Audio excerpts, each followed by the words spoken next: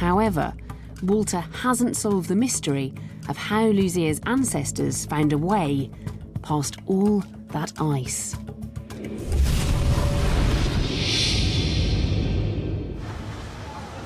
Well, it looks like I've reached a dead end again. There doesn't seem to be any evidence for a migration across the Pacific.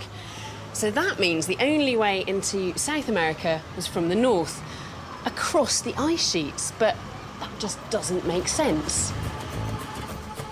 Unless, rather than coming across the ice, the first Americans found a way to get around it. Perhaps the sea might hold the answer after all. If they didn't cross the open ocean, could they possibly have followed the coast? It still seems unlikely. It's time to retrace my steps and head back up north to the west coast of Canada.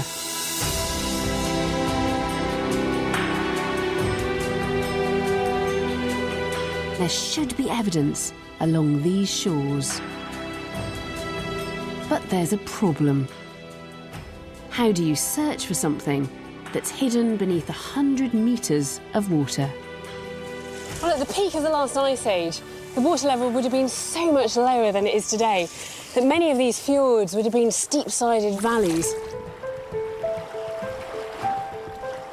Today, those same valleys where our ancestors may have lived are full of water. So as much as this could be the perfect place to look for signs of a coastal route, the frustrating thing is that so much of the evidence is probably down there. This is the point at which direct evidence of humans in North America runs out. But can we discover whether such a coastal journey was at least possible?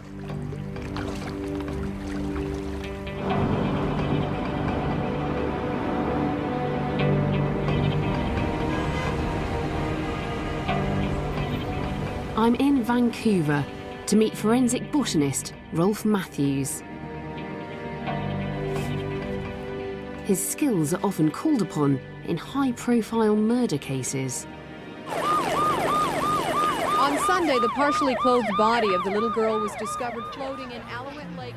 When the body of a young girl was recently discovered in a lake, Rolf's identification of plant remains in her hair helped convict the killer.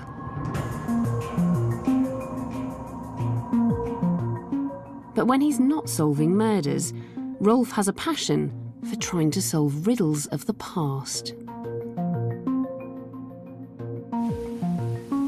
And the evidence he relies on is so minuscule as to be invisible to the naked eye. This is one pollen grain of a sedge, and they're fairly nondescript looking things, but I can put it on the screen over here. And it's only about 30 thousandths of a millimeter in size. So this is a sedge pollen grain from a marine core? Well, it's not a marine core. It's a core taken under 30 meters of water in Hecate Strait. When sea level was much lower, this area was on dry land with marshes and rivers and lakes on it. But now it's submerged. Now it's submerged. So have you got dates on this pollen then? Have you been able to radiocarbon date them? We can't radiocarbon date individual pollen grains, but this core, where this sample has come from, this sample is about 17,000 years old. So 17,000 years ago then, in the Queen Charlotte Islands here off the west coast of Canada, the ice sheets are pulling back and we've got vegetation. Not as a single straight line wall. It came back in a very irregular lobes and pulled back at various rates depending on how thick the ice was and so forth.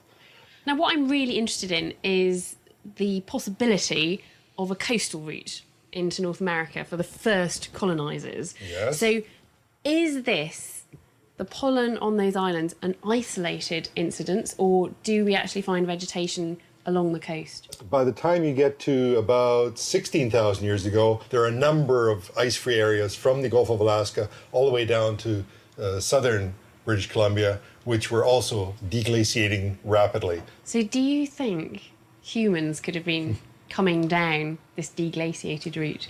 Well, I think absolutely the possibilities are very strong. In fact, the only other route I can think of that they could have come is really down the coastal corridor, using these early deglaciated areas as stopping places as they work their way south.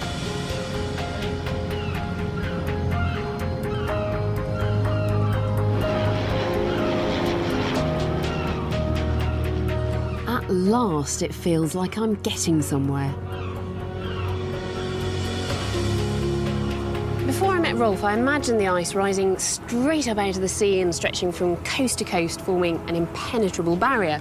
But what the pollen in his cores proves is that it would have been at least possible for humans to have got around the edge of the ice along the coast long before the ice-free corridor opened further inland.